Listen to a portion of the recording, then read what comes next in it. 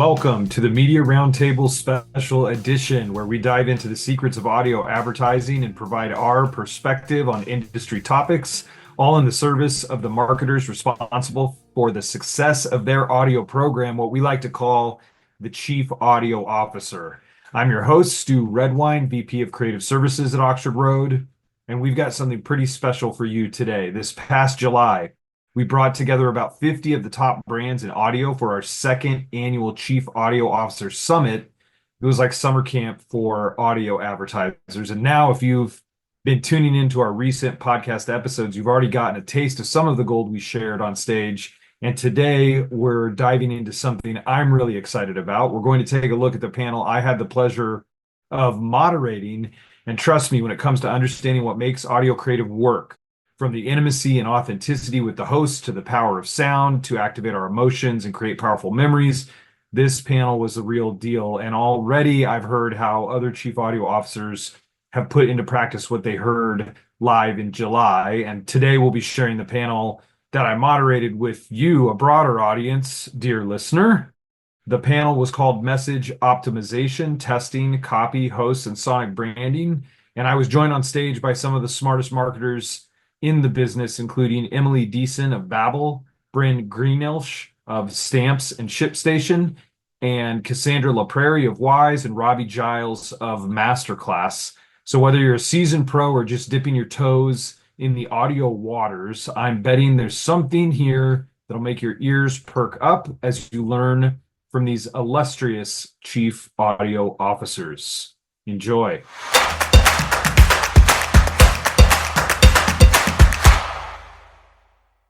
We're going to go on a little sound journey together because sound is so powerful. As we all know, we're all here because we're audio advertising professionals. It allows us to see things that we cannot see, which I think is pretty incredible. It's invisible, and yet we see more than is being shown to us. It allows us to feel things. We all know this, that goosebumps feeling, or the synesthesia when you hear a certain sound or song, how it can make you feel incredible. It also is linked to how we process memory. Very, very powerful. So we're all going to take a deep breath. Everybody taking a deep breath. Let it out. Relax into your chair. And we're going to go on a sonic journey. We can close your eyes if you're comfortable. You don't have to. And see if in listening to this bit of audio you see anything, feel anything, or remember anything. I love fishing with you, Dad. I love fishing with you too, son.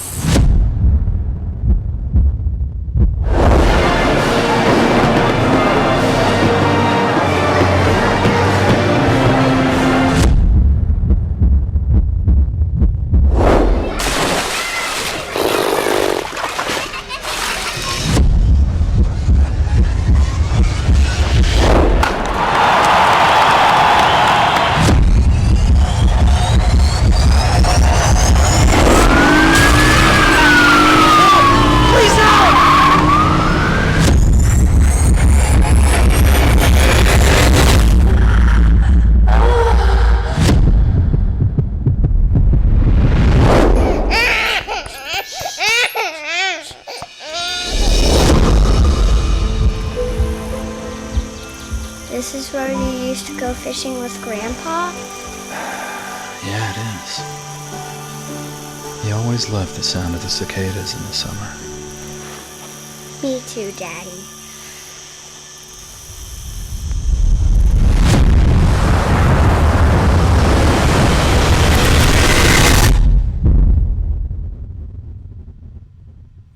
There we go. Oh, thank you, please. Yeah, why not? That felt great.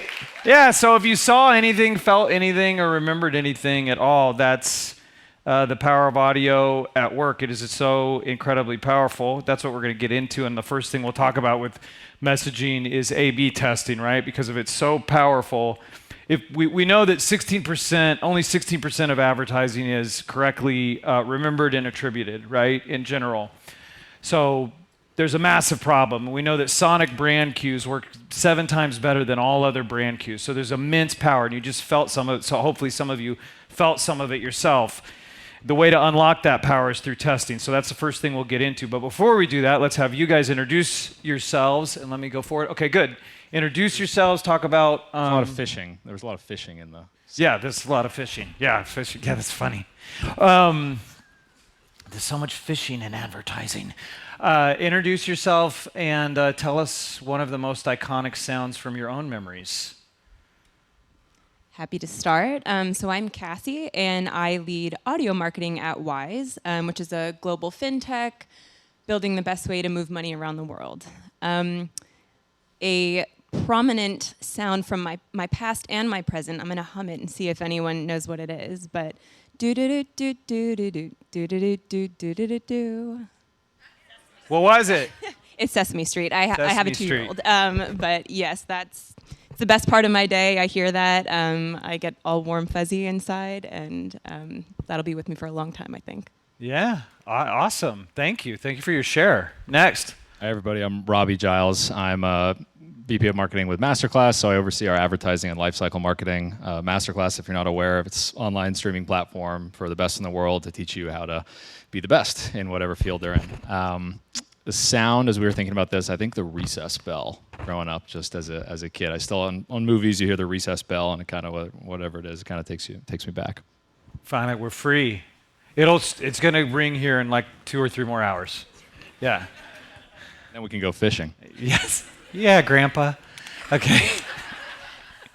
I'm Brynn. I'm with Auctane. I am the marketing manager there, so I handle TV and audio. And it's Auctane. It's not Accutane, which is a common misconception. I love Accutane, but that's not me. Auctane is Stamps.com and ShipStation.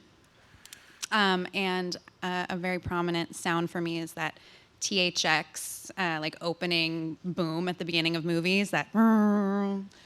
Yeah, that's spot on. I felt like I was there. It was my voice. Wow. That's impressive. I'm Emily. I am a senior manager handling all things offline and audio for the language learning app Babbel. And the sound for me was, I thought first of the ceiling attic fan in my house growing up. The sound of it turning on, it just like reminded me of summer nights and cicadas and stuff. So I know exactly sound, yes, that's great. It was close to that.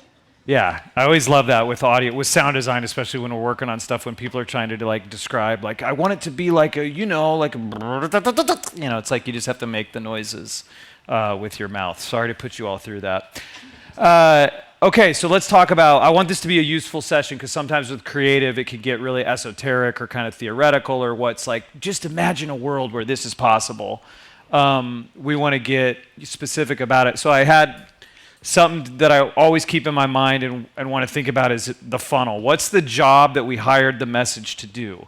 So whether it's produced audio, whether it's a host endorsed ad, whether it's a short little bumper or something experiential, what is the job that we've hired it to do? Where are we trying to reach people in the funnel, in our larger comm system that can help ground us in how we're going to specifically approach it? So that's just always something we want to keep in the forefront as we're talking about these things. So let's jump into it. Let's talk about A/B testing, get you guys to share from your own experience. When it comes to A/B testing, what are some real-life challenges that you guys have faced when conducting A/B testing, and what did you learn about how to test better? I think that's a real important part of it is the part 2 is how did you learn to test better? So, Cassie, you want to start? Yeah, sure. So I'll actually start just by saying I'm so glad we're having this conversation. At Wise, our CMO always says, remember, like what you say to customers, the impression that you make is still the single most important thing you do as a marketer. So we spend all of this time negotiating CPMs, poring over audience data, thinking about measurement to get in front of the right audience, but then it's like, what are you going to say when you get there? So creative is super important to get right, and you can only do that with testing. So to actually answer your question, truthfully, I think that one of the hardest things about creative testing is figuring out and being very clear about what are you looking to learn and what sort of a test structure are you going to put together to make sure that that's what you're measuring. When we talk about creative testing, there's lots of things that we could test, right? We could test for creative resonance. We could test for specific attributes of our creative, things like trust, credibility, resonance. We could test for creative fatigue. We could also test for more basic ad effectiveness, which is, I think, what most of us use A/B testing for. But in my opinion, all of those learning endeavors actually require different measurement tools and different methodologies sometimes, different test design. So it's actually really important to be clear about that up front. At Wise, we often get encouraged when we bring a new testing proposal to the surface to think about the 2 C's. Do you have confidence that you know what you're looking to test, and do you have conviction that the test you've proposed is going to help you measure that? So I think just the pre-work before you even launch something in market is really, really important. I think at Wise we used to roll our eyes a little bit when we would have our analyst colleagues come to us and say, oh, I see you want to do this test, but have you thought about this, this, and this? And it felt a little onerous, like it was slowing us down.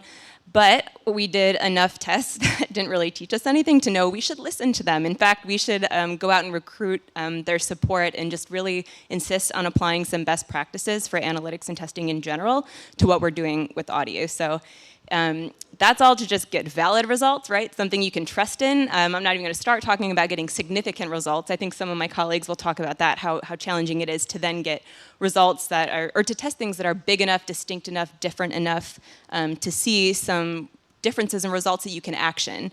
So it's an iterative process, but I think doing a lot of the legwork and pre-work and forcing yourself to be very clear and almost, think like a data scientist kind of when you're setting up those tests is key. That's excellent. You guys want to weigh in on that? Yeah, test design is tricky. With Stamps and ShipStation, we really, 99% of our buys are host reads and host endorsements. And so getting a true A/B test is almost impossible, right? There's so many other factors at play. And so without really having a programmatic buy in place where that playing field is kind of level and we can really isolate the variables that we're looking to isolate, it's hard to do. So we don't do much A/B testing, to be completely honest. That's good. It's good to be honest. I think my kind of quick take on A/B testing in general would be, well, first of all, most of our buy also is host-read podcasts, right? We have done A/B testing in the past on streaming. I think we've learned some things the hard way, which I believe pretty strongly, which is one is that because if you're using pixel data, which is really modeled, unless your budgets are really high, relatively speaking, now really high for me might not be really high for you. Some of the budgets, right? It really depends on how important is audio as a channel. Like for us being MasterClass, we are more of a video, that is our product, right? So video advertising platforms as a medium tend to be our primary channel. So Meta, YouTube, right? Video advertising. Audio for us is kind of 4th or 5th, really, and again, it's more host reads. But because then it's not one of our primary channels, right? Getting the necessary budget, if you're talking $250,000 a quarter, it's not as feasible for us because the budget we do spend, it has to work. So what it leads to is the results we get, unless you're spending at that amount, there's a lot of noise, and we've run tests on just different types of reads. Like one example that we did last year is hey, should the read be really kind of a sort of generic, hey, let's tell you all the different things MasterClass has. We have cooking and we have business and politics and community, right? Try to boil the ocean, or should it be a bit more specific, right? Where have someone talking about something that's more relatable to what their expertise is, a more personalized, right, experience. And then we had another one that was really built around price. What we found, not surprisingly, is that more personalized one worked better. But looking at the results, just on pixel results, everything was really close. You couldn't really break it apart. It might have just been noise. So the other thing I would say, apart from kind of budgets, just be aware if you really want strong statistical significance and you're doing something off pixel data, your budget is going to be large. I'd say the way around that is, not everybody's going to love it, but I do think vanity URLs, or it's the truest read, right? I'm not saying I would use vanity URLs to tell me what is my ROI from audio marketing. I think we all understand why that doesn't make sense. But if I have two, vastly different approaches to a read, and I'm trying to understand is X better or is Y better, I would try to structure the test such that, right, there's no bias there on kind of, if I try this and drive them to the URL, is it going to be successful, versus if I try that and drive them to the URL, is it going to be successful? So we do think vanity URLs, again, just as far as kind of that crude comparison, they're useful. I'm not saying I would then use the vanity URL to kind of take that tactic that wins a test and push it to 100%. Yeah, absolutely. And Emily, do you want to add anything in on this question? No, I mean, we don't do a ton of true like A/B testing. Like you said, with the host read ads, there's a lot of different variables, so I don't want to call it like an A/B test. We've done things where we've tested like a CTA. We did a CTA change recently where we like focused, the question was whether if we like mention a specific subscription tier, like will that drive different results? And so again, we used the vanity URL for that to measure that test.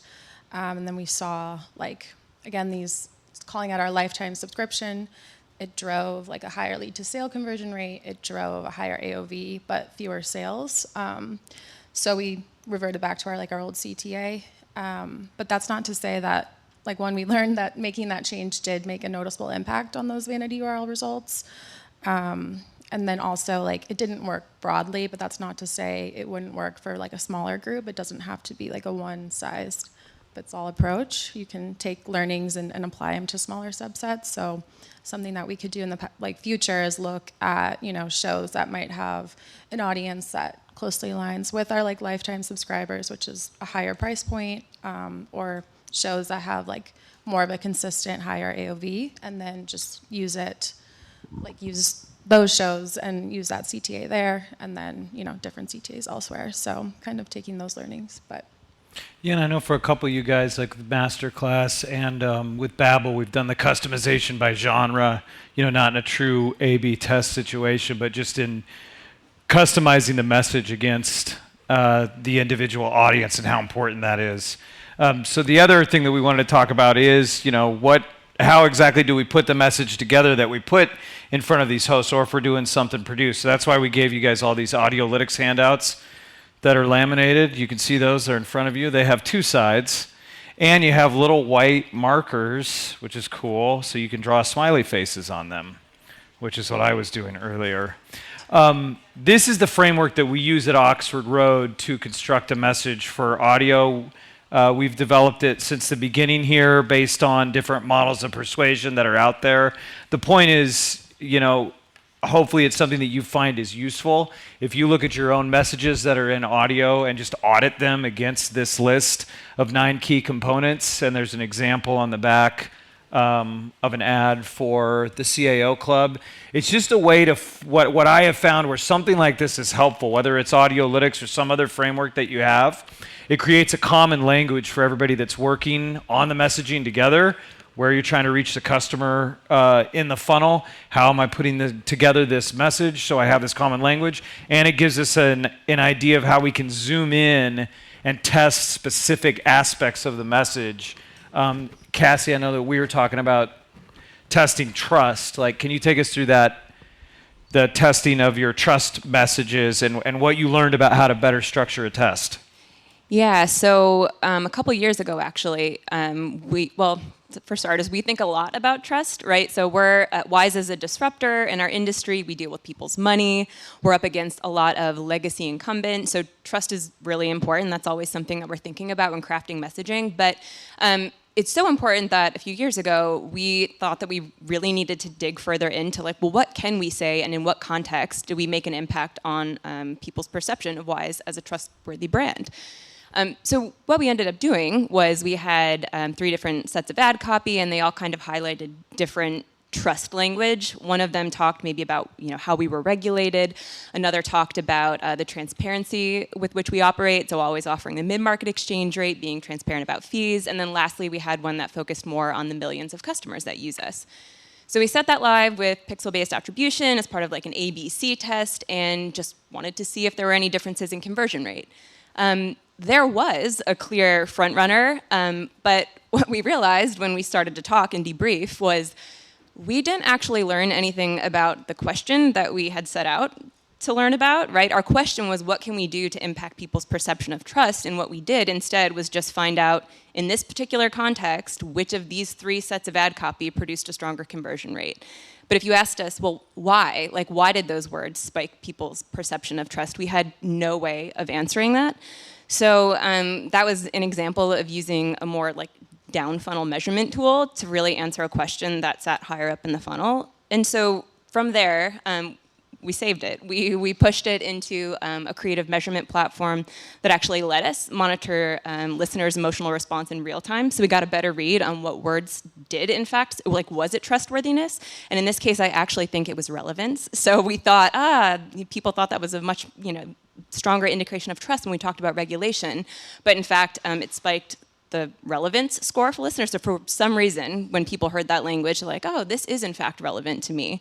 But then we also coupled that with some ongoing research that our in-house research team was doing with focus groups. So we've talked a lot today about triangulation and why it's important to maybe use a couple of different tactics when you're trying to answer a question. And I think that's true for creative as well. And this is a good example of us needing to sort of adjust course mid-test to answer our question. Yeah, and if you guys could give the other CAOs advice on how to structure a test for audio, what would it be? Like, succinctly, what's your recommendation for them?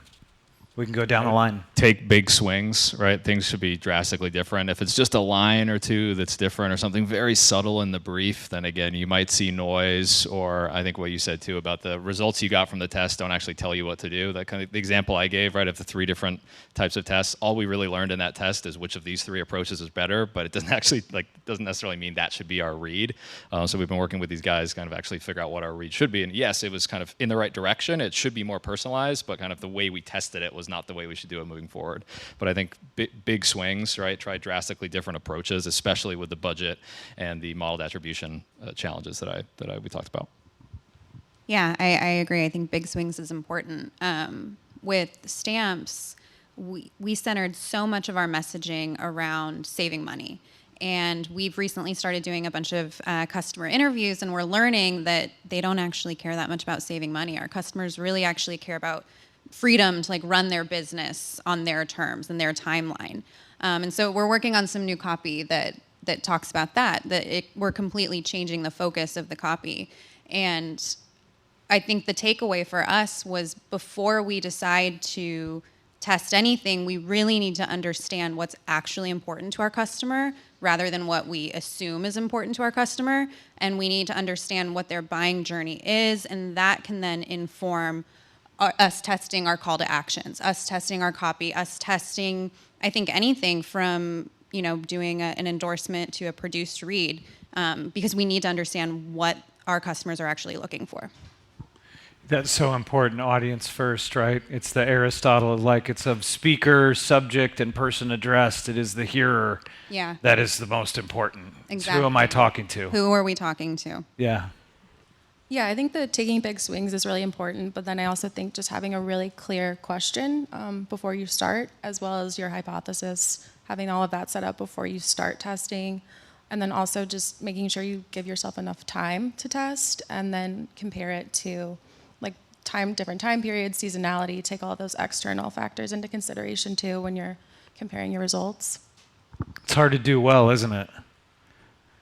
Now, how about when it comes to the actual day in, day out development of the creative that you guys are putting out there in audio? How does that come together with your teams?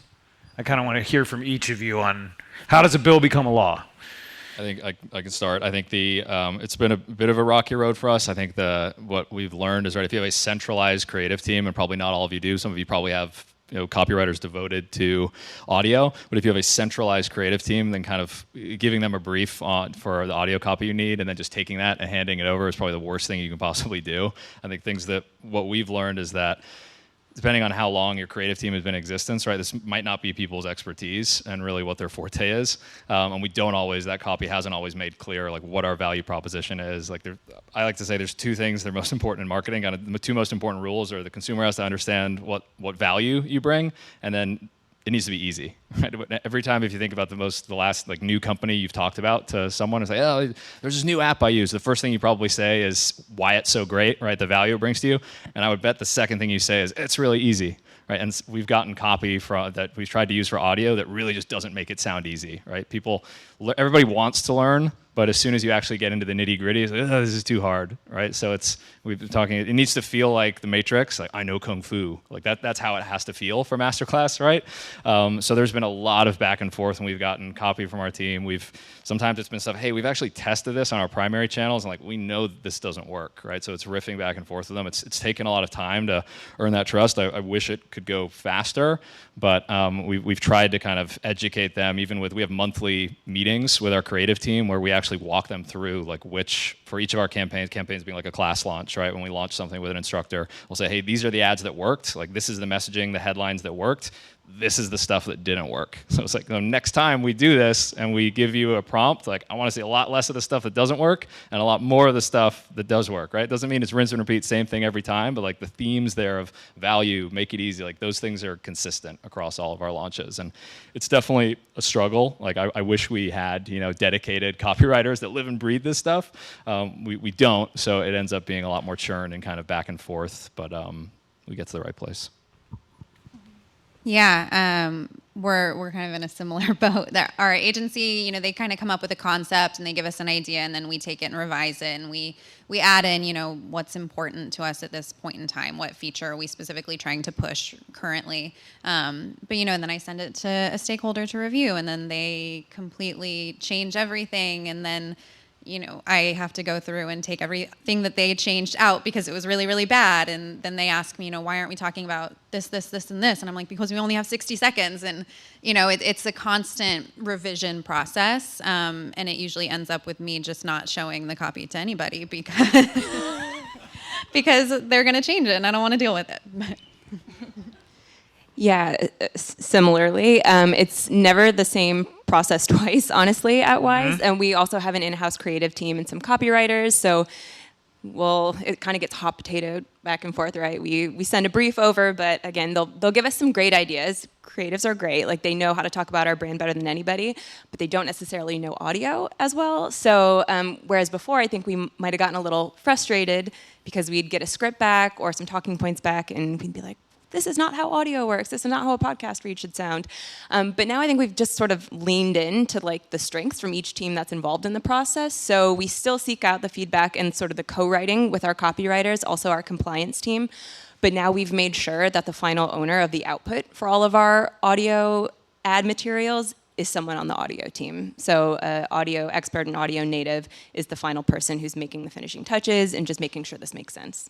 That's like a really silly thing, but it's super important, and we faced the same problem. Like people approving stuff that was going to run on audio wasn't the person who actually owns the channel, and it was a pretty long, like almost comically hard fight to change that. But once you do, you'll notice that improvement is pretty much immediate. Yeah, I mean, we take like some tried and true value props. We try to stick to like all the top of funnel value props that we know work, and we take learnings from past performance or from other channels.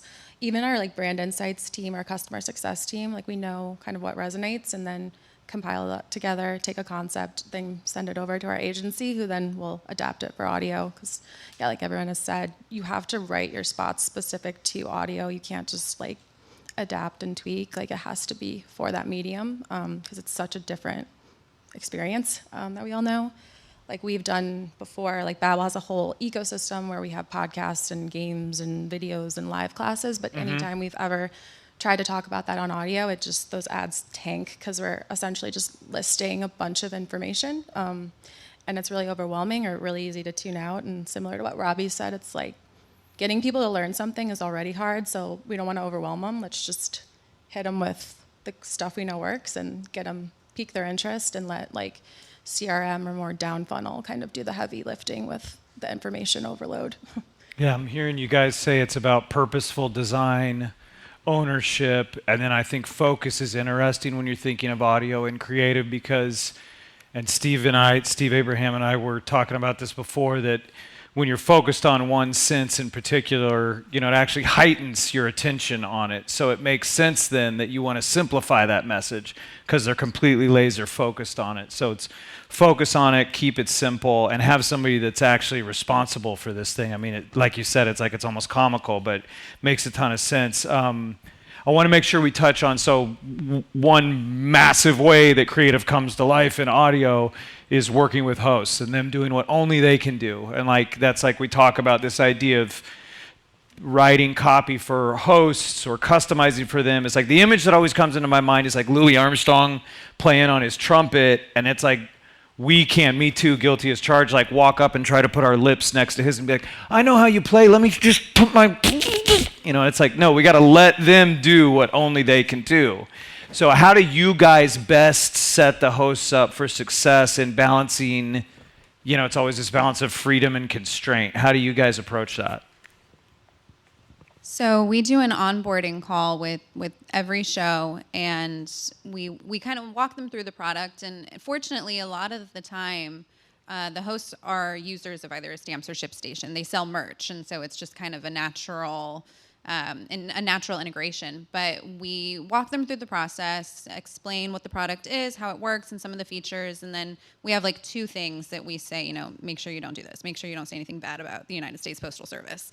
And that's really it. But we tell them that we want them to have as much fun with the ad read as possible. We want them to make it their own.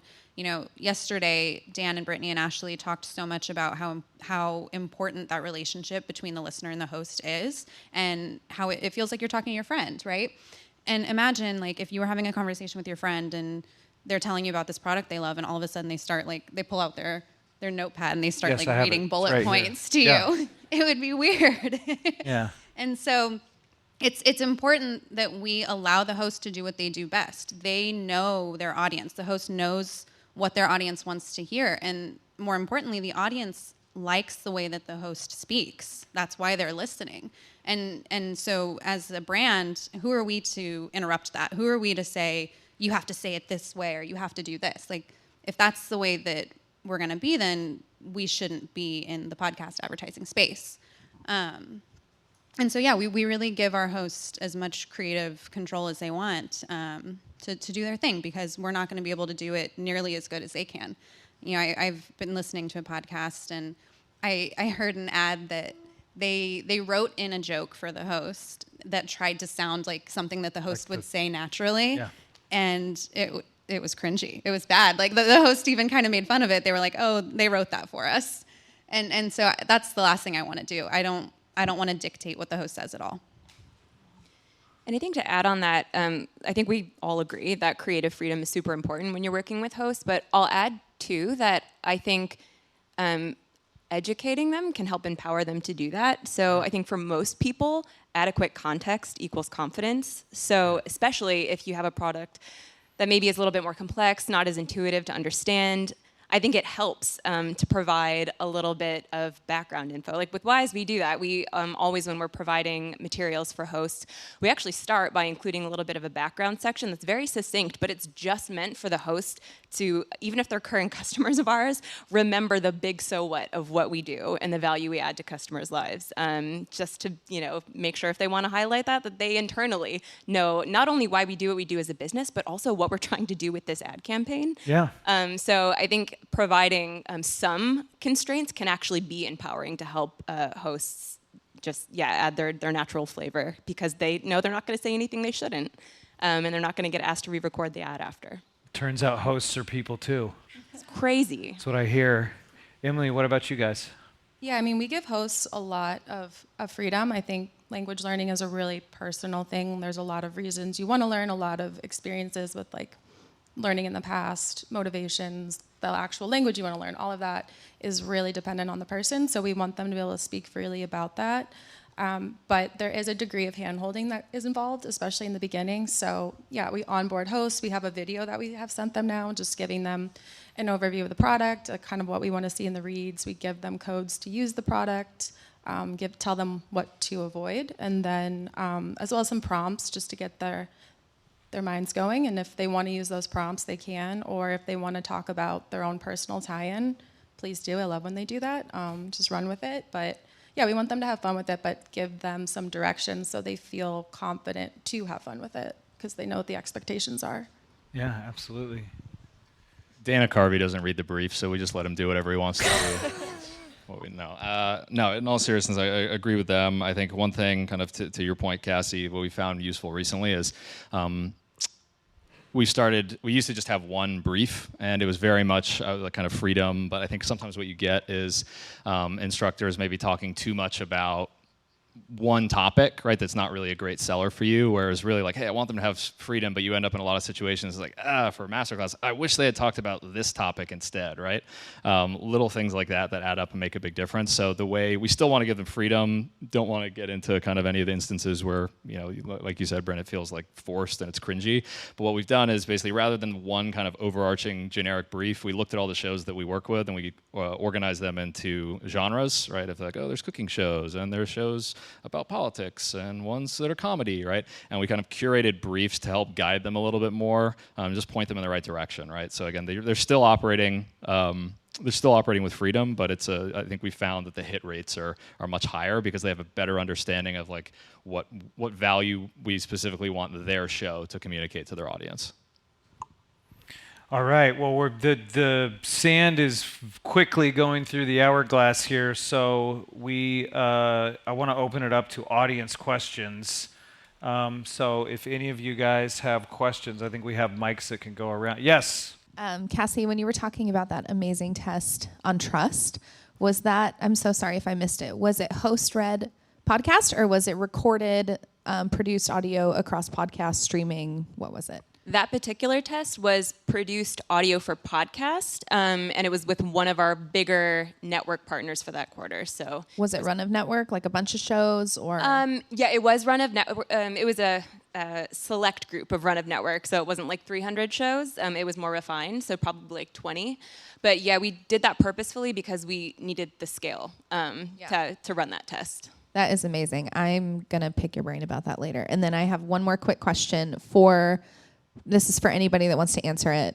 For produced audio, is anybody starting to explore dynamic creatives and AI personalization where they can essentially you give them a bunch of CTAs, a bunch of different messaging, a bunch of different intros, your main target audience, and then they can string together and give you 96 versions of ads. And then, within your targeting, they figure out which ads real time work with which cohorts. Is anybody starting that yet?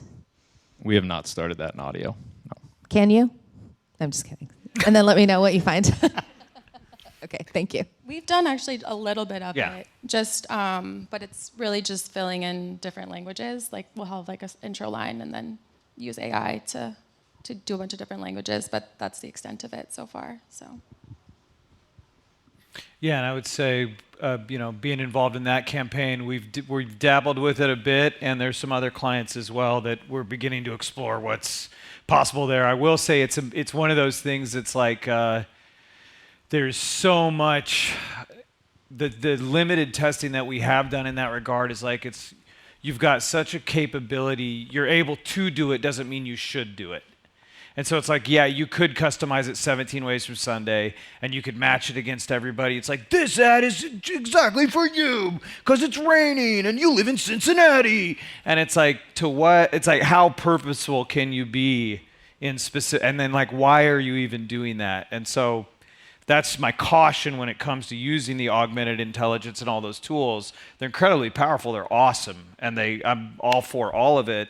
It's just because you can doesn't mean you should. So think about, okay, what am I trying to accomplish? What are my larger comms goals, my business goals?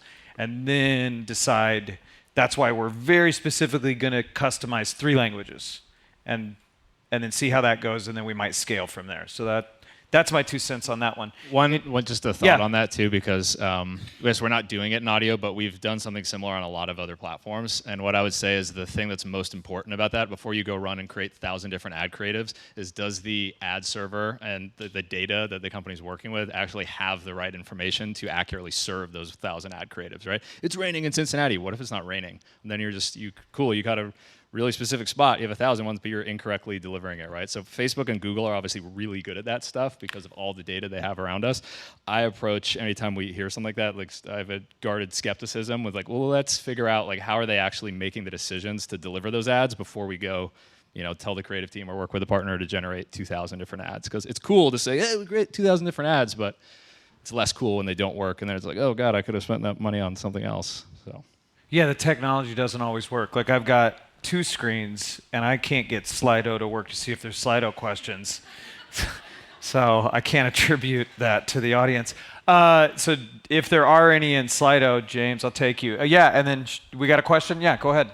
Hi, thank you guys so much for talking about your experience. It's so glad to know I'm not alone.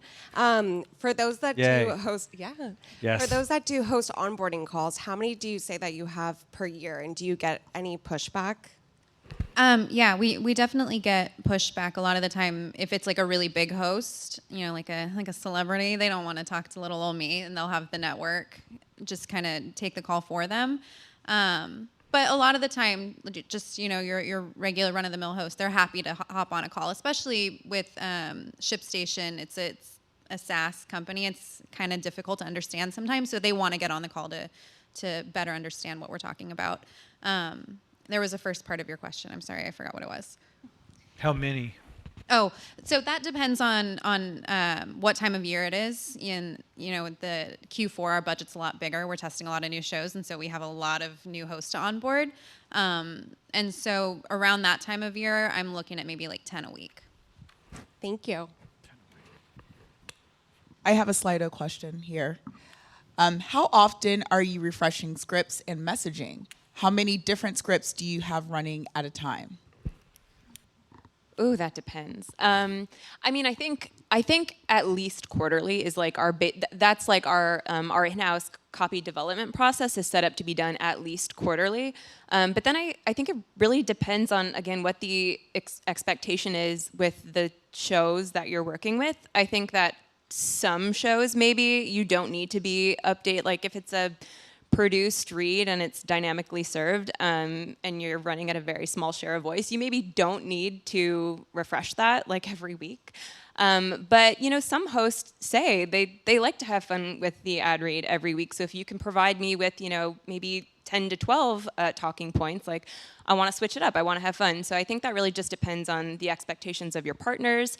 But also I'm a big fan of only doing that when you have something new to say. Like we should keep messaging fresh, but I think just going through a whole messaging refresh just to do it can be kind of a waste of time, especially if you're not seeing any signs of fatigue with your current messaging. So I think, the answer sucks. It depends, but I do think that it does.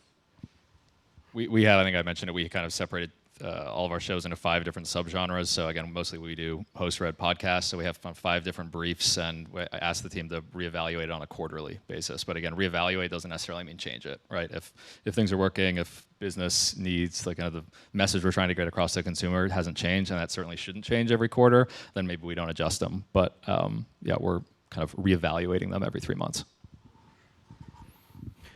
Any other questions? Okay, then I'm going to loop back because we didn't get to touch on sonic branding. So we'll do rapid fire on that bit, which is basically, quick definition, sonic branding, intentional strategic way that you show up in audio consistently and distinctly, let's say. So how do you guys use sonic branding in your audio advertising?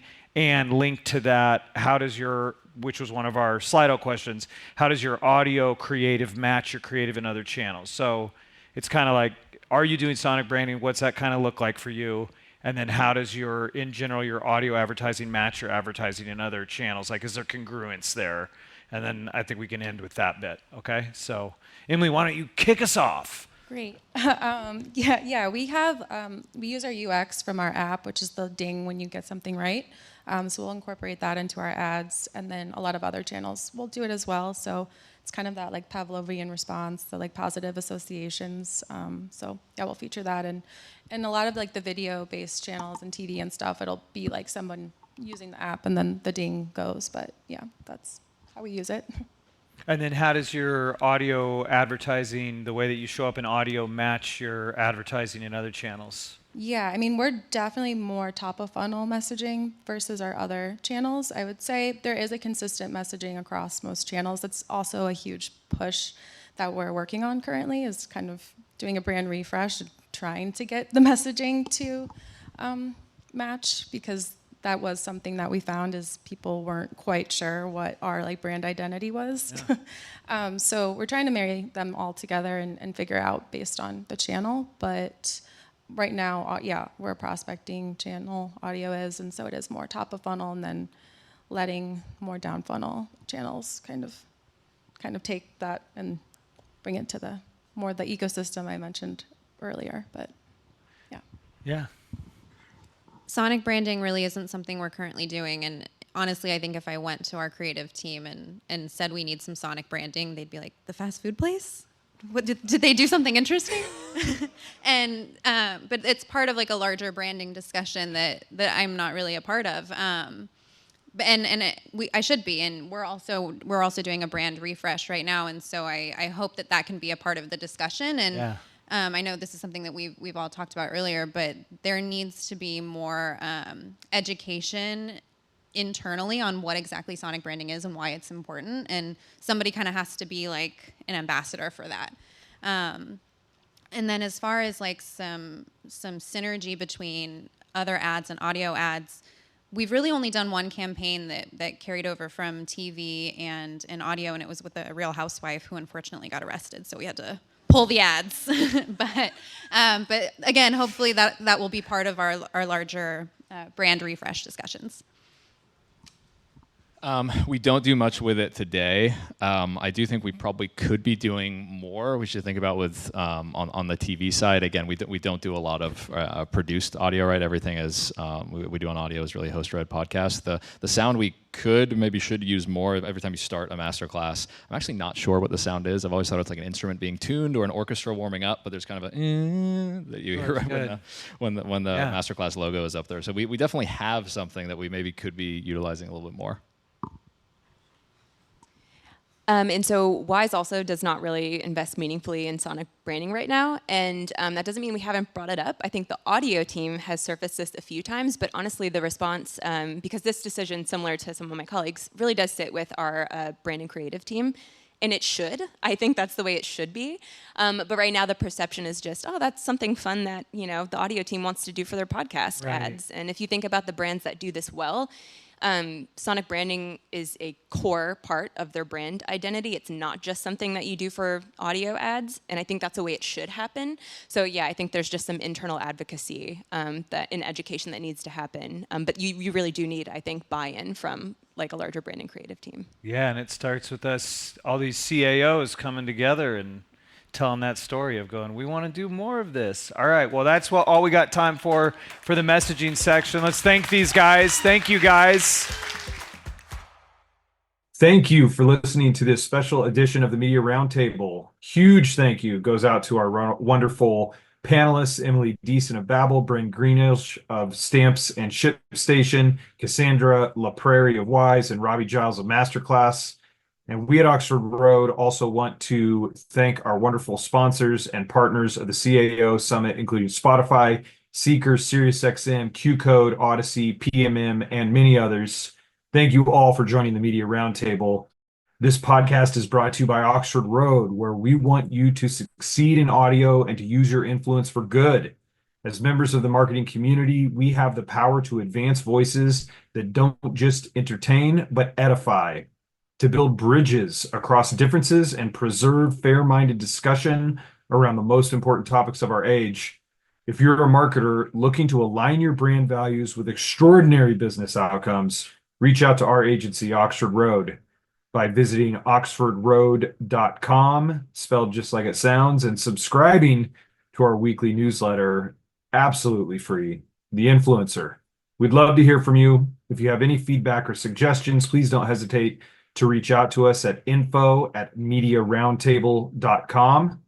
And one last thing before you go, if you haven't heard about it, Ad Infinitum is Oxford Road's audio creative focus podcast, hosted by yours truly, Stu Redwine, VP Creative Services here at Oxford Road. And I suggest you start at episode 1 to get a better understanding of what makes audio ads work and how they can work better. Each episode breaks down real recent audio ads from top spenders across podcasts, radio streaming, and even SiriusXM. And episodes feature expert guests like JJ Heelan from McDonald's, we just had on, Dallas Taylor, host of 20,000 Hertz, and Richard Schotten, the author and behavioral scientist, and Steve Keller, audio alchemist at SiriusXM, Pandora's Studio Resonate. And as we head into the end of 2024, season 2 of Ad Infinitum will be wrapping up with a special episode all about the history, current state, and future of sonic branding. I'm really excited about that one. So listen wherever you get your podcast to Ad Infinitum.